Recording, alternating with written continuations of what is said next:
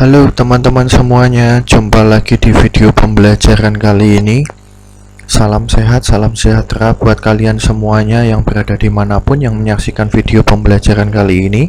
Ya, pada video pembelajaran kali ini kita masih melanjutkan video pembelajaran yang sebelumnya terkait dengan analisis sentimen, tetapi metode yang akan kita bahas pada video pembelajaran kali ini adalah naive Bayes.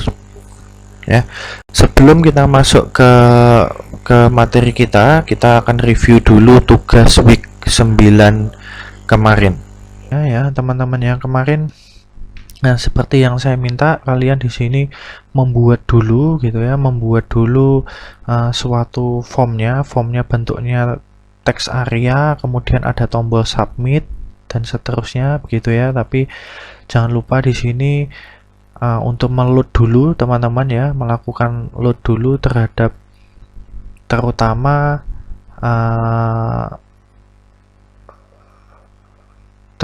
untuk itu ya, terutama untuk bagian library PHP AI atau PHP ML yang akan kita gunakan. Kemudian setelah itu lanjut buat formnya di sini ya. Kalian buat formnya di sini dalam bentuk text area.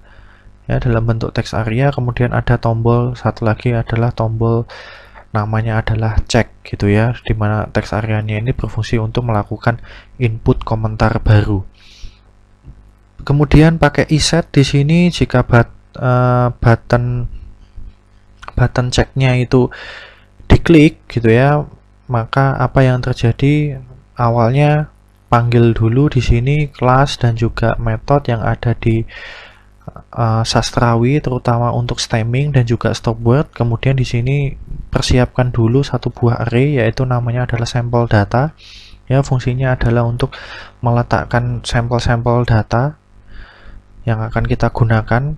Ya, kemudian nanti akan kita bobotkan juga, nanti akan digunakan untuk diproses training juga. Kemudian labelnya ya, karena kenapa seperti yang saya sampaikan sebelumnya, bahwa kalian sudah disediakan juga suatu tabel yang namanya adalah tabel feedback, yang isinya nanti adalah ada komentar dan juga label sentimennya. Nah, ini untuk koneksi ke database-nya ya, menggunakan database Bukalapak kemarin. Kemudian di sini select-nya gitu ya, kita melakukan men-select komentar dan juga sentimen dari tabel feedback, kemudian baru dieksekusi.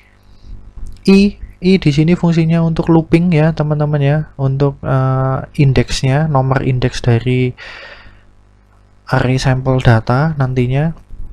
Ya, kemudian di sini ini code standar ya teman-teman ya. Jika kalian melakukan perintah di database, terutama di proses select, harus ada looping di sini menggunakan while, boleh pakai MySQL fetch assoc boleh, atau fetch array juga boleh, silahkan teman-teman.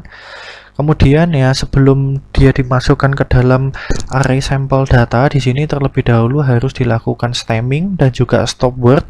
Ya, lakukan stemming dulu, stop word, kemudian hasilnya baru dimasukkan ke dalam sampel data, itu untuk komentar. Kemudian untuk labelnya ya, masukkan di dalam array label di sini. Ya, urutkan mulai dari indeks ke 0. Tadi $i-nya kan mulai dari 0 ya. Kemudian di plus plus. Setelah itu baru komentar yang baru ya, komentar baru yang akan kita analisis sentimen atau kita labelkan dia termasuk ke dalam sentimen mana ya. Itu awalnya harus dilakukan stemming, stop word, kemudian baru dia akan dimasukkan sebagai data yang terakhir di array sampel data. Ya, data yang paling terakhir di sini. Ya, kemudian untuk labelnya dibiarkan kosong teman-teman ya, empty string, karena belum muncul pelabelannya seperti apa di sini. Kemudian lanjut di sini standar ya teman-teman ya, seperti soal kita sebelumnya, bahwa dia harus dilakukan pembobotan dulu dengan TF-IDF. Nah, kemudian langkah selanjutnya, nah ini baru tahapan mempersiapkan datanya di sini teman-teman, terutama untuk menampilkan di dalam bentuk tabel di sini ya. Di sini saya lakukan looping di sini untuk apa? Untuk vocabulary-nya, karena hasil dari proses tokenisasi ini nanti kita dapatkan vocabulary-nya atau term-term itu ya, tampilkan. Kemudian di sini ada salah satu lagi yang penting adalah teman-teman, di sini ada array namanya $, data baru. Fungsinya apa gitu ya? Fungsinya apa? Ingat bahwa konsep kita sebelumnya gitu ya, komentar baru atau query baru itu akan dilakukan pembobotan bersama dengan data training kita atau sampel data kita yang asli gitu ya. Oleh karena itu nantinya data komentar tadi, komentar baru yang kita inputkan, yang sudah kita bobotkan, itu harus kita pisahkan. Harus kita pisahkan ke dalam satu array yang baru di sini, agar nanti kita bisa melakukan prediksi ya. Oleh karena itu saya buat suatu array namanya $data baru. Kemudian di sini ada $idx_baru. Ini maksudnya apa? Ini adalah lokasi ya, ini adalah lokasi dari komentar baru yang kita inputkan tadi, itu berada di indeks keberapa di sampel data. Kan tadi kan ingat bahwa sebelumnya ini ya, data komentar yang baru tadi itu dimasukkan di indeks yang paling terakhir ya, setelah komentar-komentar yang ada di database itu dimasukkan ke dalam array sampel data. Oleh karena itu indeksnya adalah count sampel data, misalkan jumlah datanya adalah 44, kemudian diminkan 1, berarti dia akan, komentar yang baru tadi akan terletak di indeks ke 43. Ya, kemudian di sini tampilkan juga hasilnya ya, teman-teman menggunakan double looping di sini. Ya, kemudian di sini yang penting saya tambahkan pengecekan di sini, jika $i itu sudah sama dengan indeks yang baru ya, maka data yang array data baru ini akan ditambahkan nilai-nilai dari apa? Nilai-nilai dari hasil pembobotan TF-IDF terhadap komentar yang baru tadi.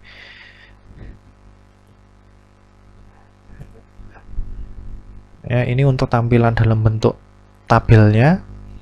Kemudian setelah itu, nah ini bagian yang penting juga. Nah, ini harus kita unset dulu teman-teman. Unset ini maksudnya apa?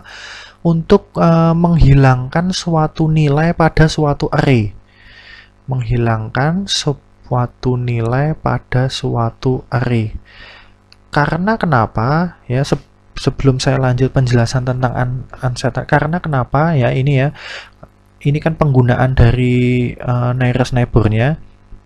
Ya, ingat bahwa yang kita lakukan training ya, yang mau kita lakukan training, sampel datanya tadi awalnya ya, sampel datanya itu kan di dalamnya juga ada komentar baru ya teman-teman ya, ada komentar baru di dalamnya.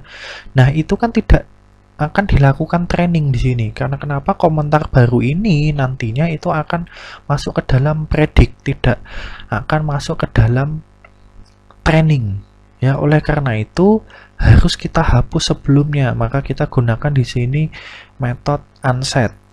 Parameternya, data apa yang mau kita hapus adalah ya data yang dari sampel data yang berada di indeks terakhir atau indeks di mana letak komentar baru itu berada.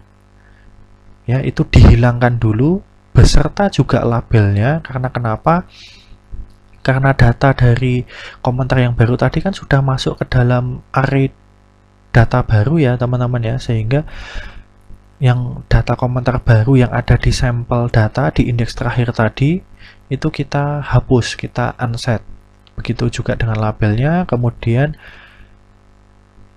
kelas dari nearest neighbor di sini ya, seperti yang diminta di soal, dia K-nya adalah 15, kemudian dilakukan training. Ini sampel data yang sudah komentarnya tadi sudah hilang sebelumnya, sudah dihapus sebelumnya, dan juga labelnya.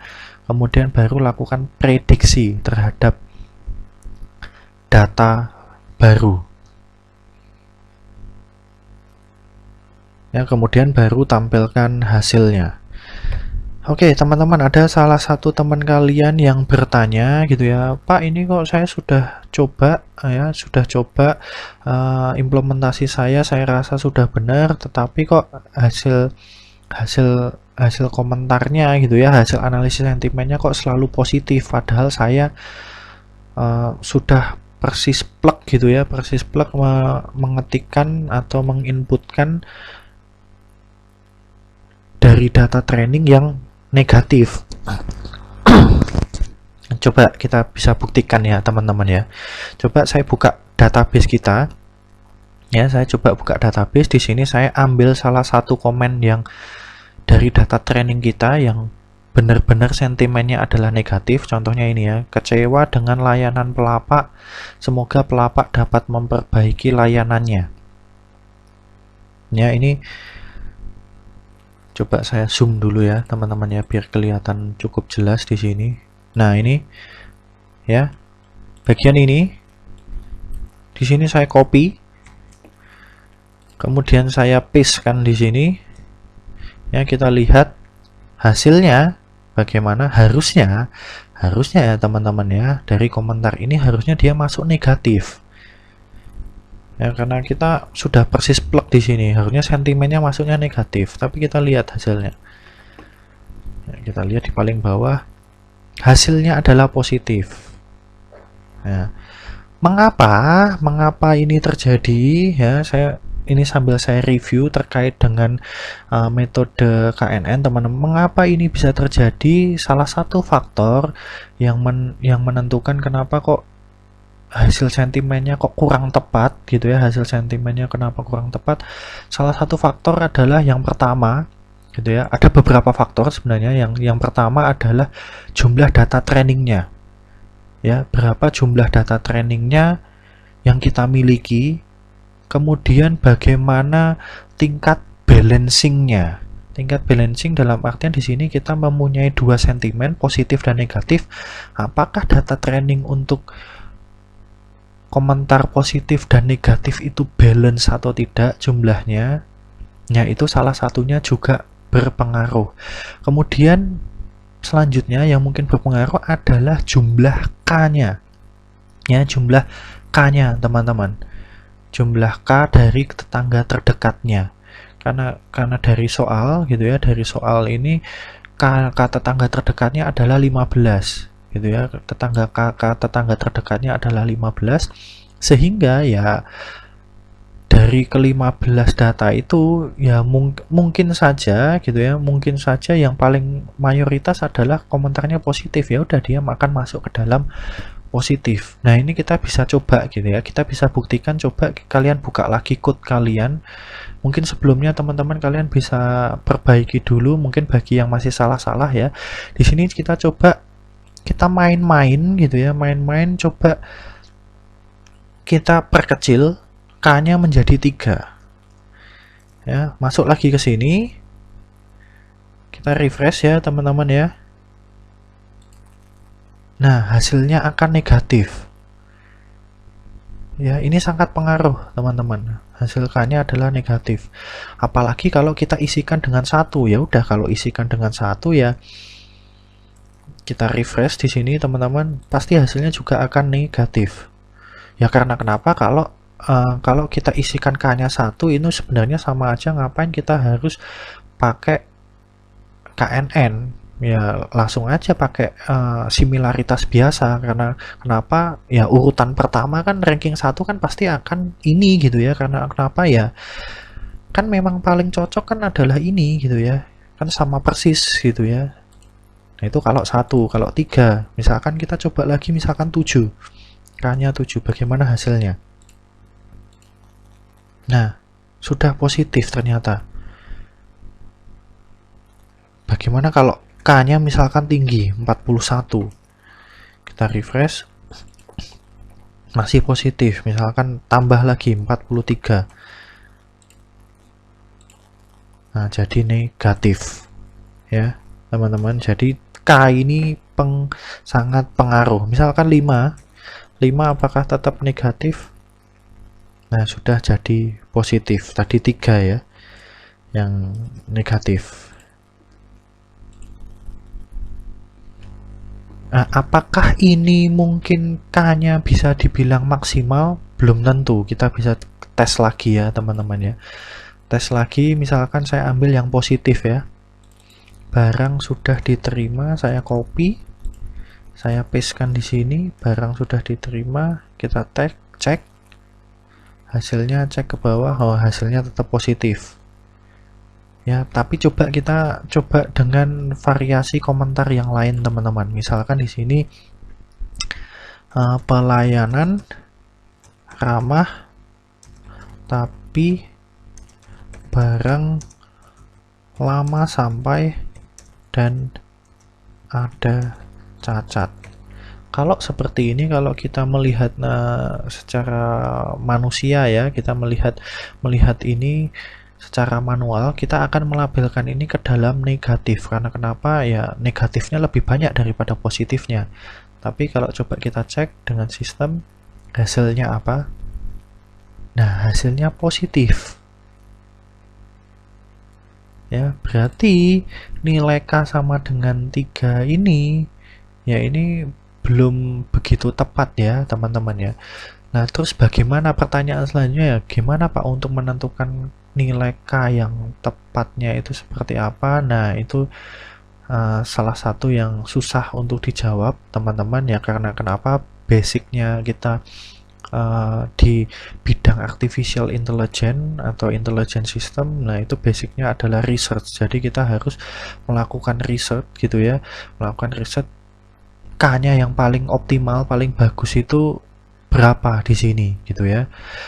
Apakah belum tentu gitu ya, belum tentu. Misalkan di sini contohnya, misalkan nantinya dapat K-nya yang optimal adalah 3, belum tentu untuk kasus yang lain K-nya yang optimal juga akan 3. Bisa jadi K-nya yang optimal itu 10 dan seterusnya, 13, 15, 20, bahkan 100 dan seterusnya. Nah, itu beda kasus juga akan beda ya untuk nilai K-nya. Nah, itu teman-teman yang bisa saya jelaskan di sini. Oke, di sini kita masuk teman-teman ke algoritma naive Bayes di sini. Ya, ini teorinya sedikit ya teman-teman ya. Atau mungkin bisa disebut naive Bayes itu lengkapnya adalah NBC atau naive Bayes classifier. Ya, ini classifier atau metode klasifikasi intinya adalah berdasarkan probabilitas dan teorema Bayes. Ya, ada variabel yang bersifat independen, ya, ada yang dependent di sini. Ya, bisa kita lihat nanti mungkin dari contoh-contoh yang saya berikan itu akan lebih jelas gitu ya bagaimana algoritma atau metode naive Bayes di sini. Ya, sebelumnya gitu ya, karena tadi disinggung tentang teorema Bayes, ini adalah dasar utamanya teman-teman dari algoritma naive Bayes. Ya, di sini intinya adalah probabilitas ya. Kita menentukan probabilitas ya suatu kasus sebelum kita lakukan dalam bentuk persamaan. Nah, ini adalah persamaan probabilitasnya teman-teman. Ya, nanti dari contoh akan terlihat jelas ya. Akan kok kelihatannya kok pusing gitu ya Pak ya dengan rumusnya. Ya, tenang, nanti kalau sudah masuk ke contohnya akan terlihat mudah di sini teman-teman gitu ya. Biasanya kalian tuh pusing dulu melihat rumus, tapi setelah dari contohnya, oh ternyata cuma gini tok tuh. Nah, seperti itu gitu ya. Nah, ini ya, kalau oleh karena itu persamaan untuk metode naive Bayes classifier adalah seperti ini. Nah, C-nya itu merepresentasikan kelas dari variabel F1 sampai Fn. Kelasnya ini maksudnya adalah sentimen gitu ya, kita bisa sebut label sentimen kalau untuk kasus analisis sentimen. Ya, kemudian tapi di sini ada note-nya ya, persamaan di atas untuk data yang bukan numerik di sini. Nah, apa itu maksudnya data numerik? Sekali lagi nanti di contoh akan bisa terlihat jelas di sini, teman-teman. Ya, ini alur algoritma naive Bayes. Ya, awalnya start baca data trainingnya. Nah, ini data trainingnya ini numerik atau tidak? Kalau tidak, nah itu nanti masuk ke yang sebelumnya, teman-teman, ya, masuk ke perhitungan probabilitas dan seterusnya, baru nanti akan ditemukan solusinya.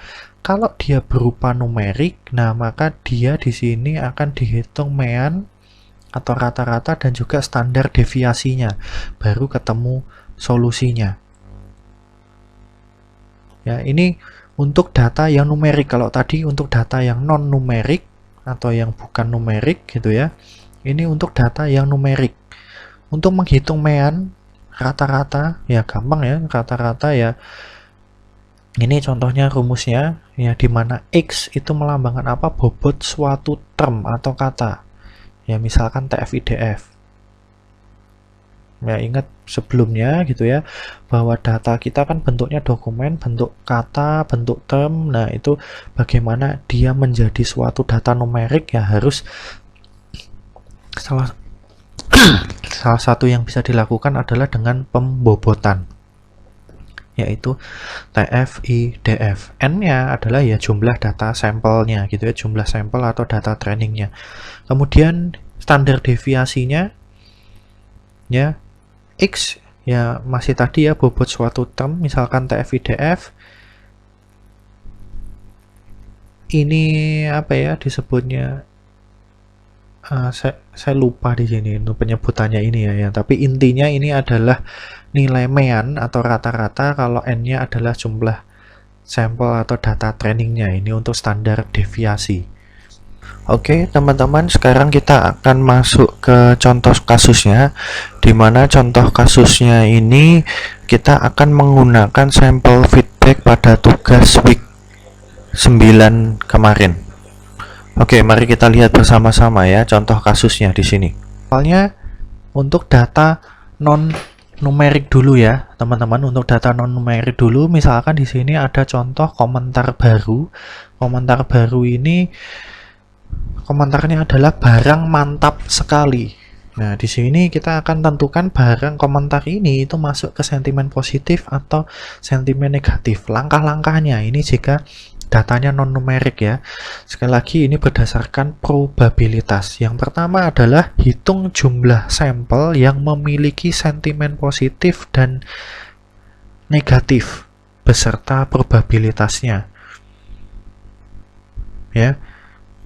Kalau kita lihat ya, kita masuk ke database kita gitu ya. Kita bisa dilihat di sini bahwa total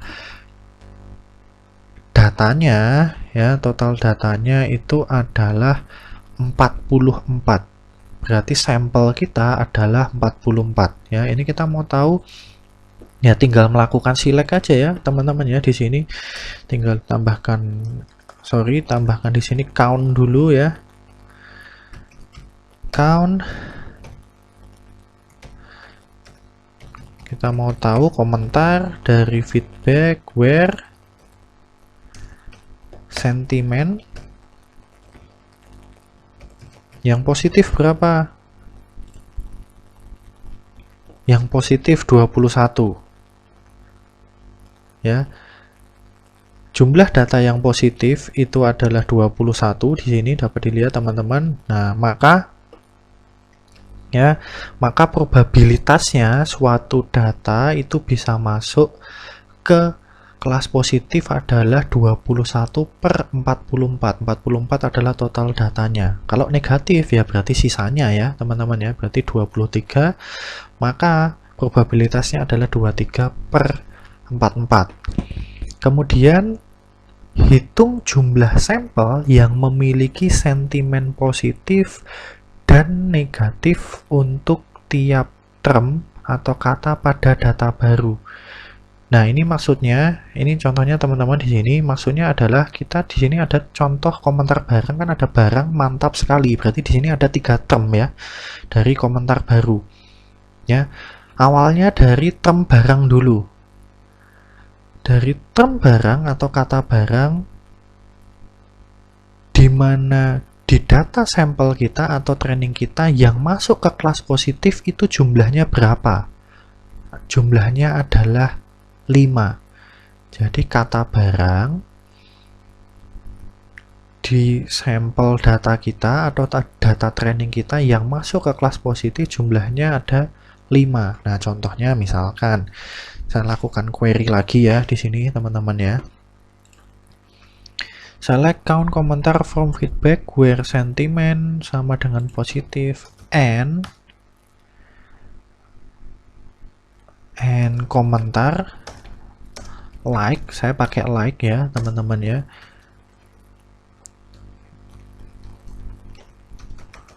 Barang ya, saya ingin mengetahui jumlah komentar yang mempunyai sentimen positif dan komentarnya itu mengandung kata barang. Atau mungkin dibalik ya teman-teman ya, menghitung komentar yang dimana komentarnya itu mengandung kata barang dan sentimennya adalah positif. Jumlahnya adalah 5. Yang negatif, ya ini berarti tinggal diganti negatif ya teman-teman ya. Kemudian nah ini ada 7. Ada 7. Maksudnya seperti itu cara membacanya. Ya, itu berlaku juga untuk term, mantap, dan juga sekali. Berapa jumlah komentarnya? Kemudian setelah dapat seperti ini teman-teman, nah baru tentukan probabilitasnya tadi gitu ya. Probabilitasnya untuk barang nantinya kata barang itu akan bernilai positif itu adalah 5/21. 5 tadi dari ini ya. 21 adalah jumlah sampel atau data training yang mempunyai sentimen positif. Mantap 2/21 sekali 1/21. Nah, kalau untuk yang negatif misalkan kata mantap di sini ya, itu ternyata yang negatif itu adalah 0 per ya jumlah sampel negatifnya adalah 23. Maka di sini 0/23. Ya, gitu ya teman-teman ya cara membacanya di sini. Maksudnya seperti itu. Gampang toh di sini. Oke, yang terakhir kemudian hitung probabilitas total dari data baru terhadap suatu kelas sentimen. Gunakan persamaan di slide yang ke-10 tadi. Oke, berarti probabilitasnya ya komentar tadi, komentarnya kan adalah barang mantap sekali.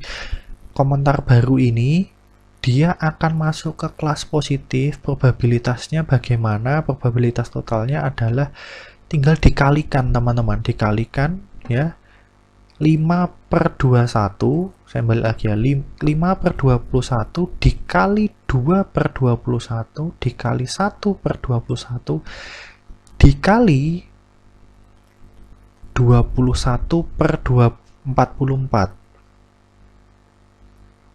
ya, dimana itu adalah probabilitas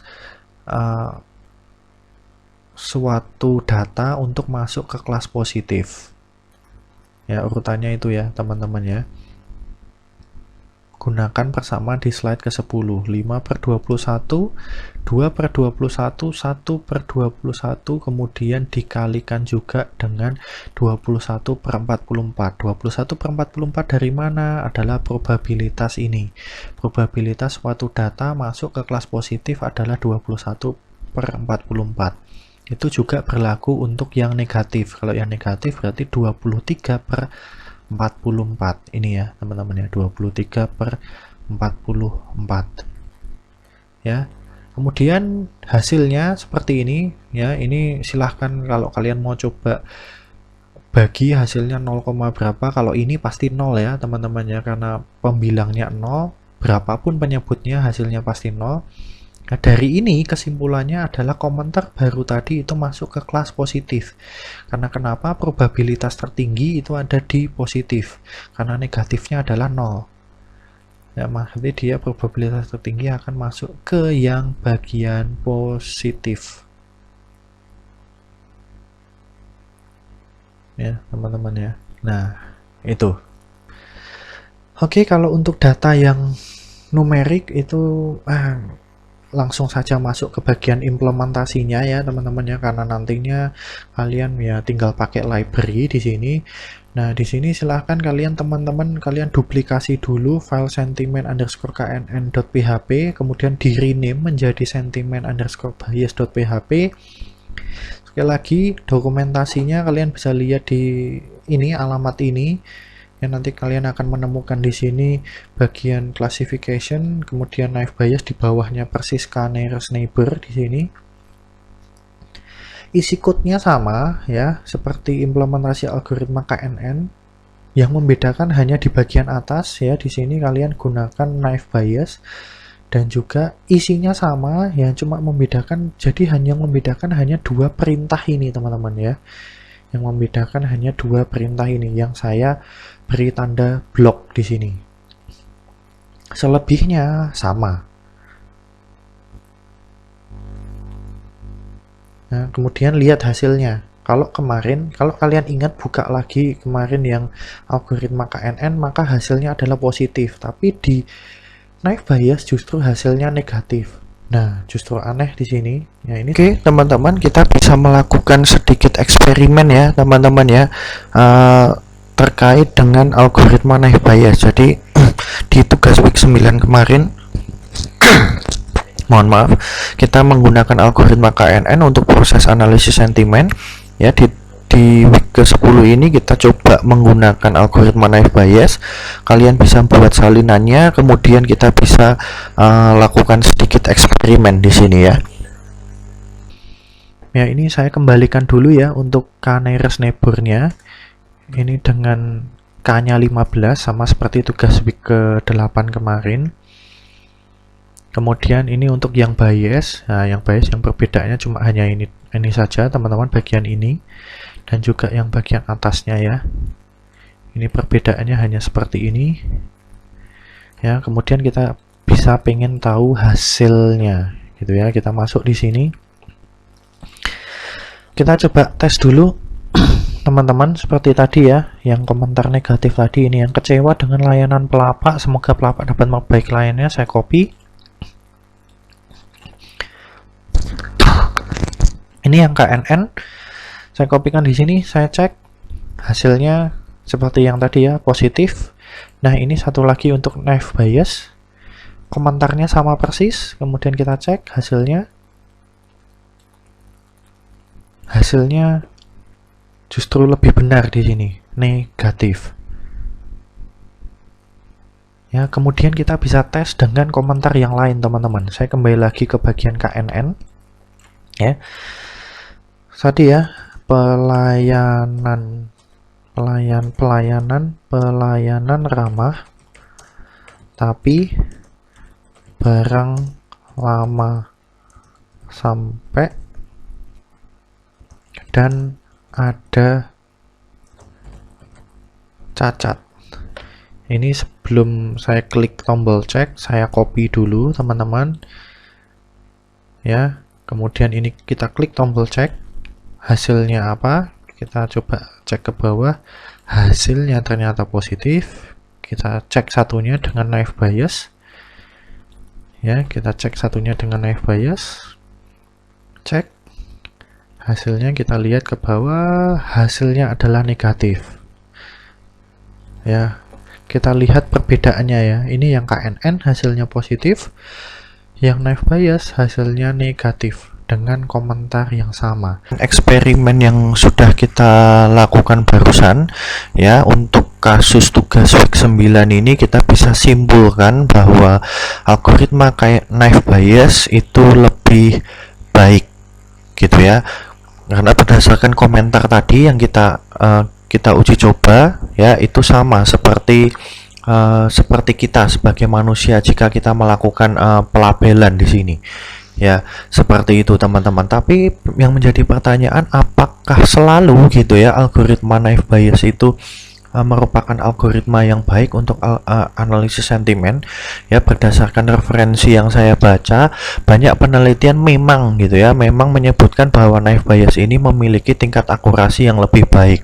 Tetapi itu juga belum tentu gitu ya. Belum tentunya adalah ada beberapa gitu ya, beberapa kasus di mana algoritma KNN itu memiliki tingkat akurasi yang lebih baik. Mungkin saja untuk tugas ke-9 ini, week ke-9 yang lalu, mohon maaf, itu bisa jadi lebih baik algoritma KNN. Jika apa?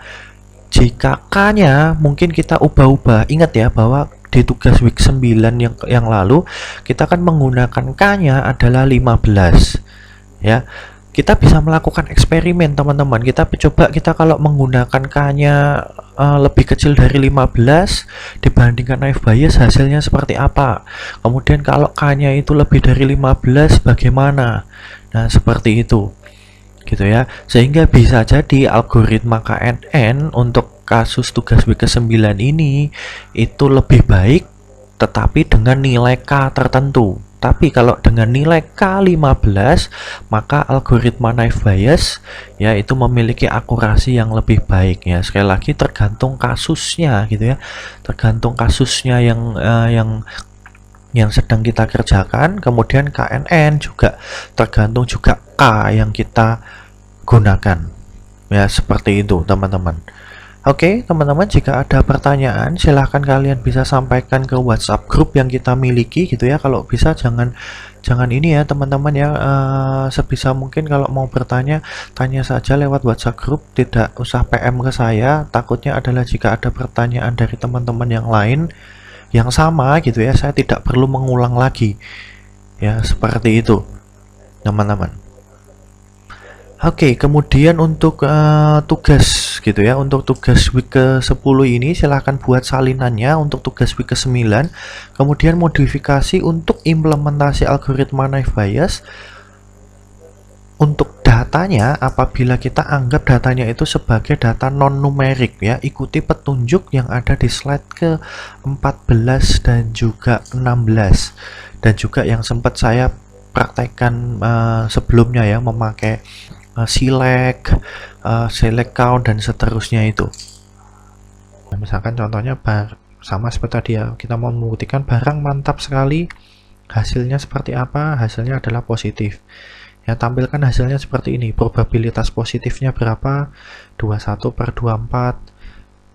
Kata barang, probabilitas masuk ke positif 5/21 dan seterusnya. Kemudian probabilitas totalnya adalah 210 per bla bla bla bla. Yang negatif juga sama gitu ya, probabilitas negatifnya berapa, probabilitas term sekali masuk ke kelas negatif berapa, 0/23, kemudian probabilitas totalnya berapa, kemudian hasil sentimennya adalah positif ya. Sama seperti tadi, misalkan contohnya ya, saya sudah menyiapkan teman-teman ya, ini yang tampilannya sama ya, tapi di sini saya menyiapkan ini untuk data yang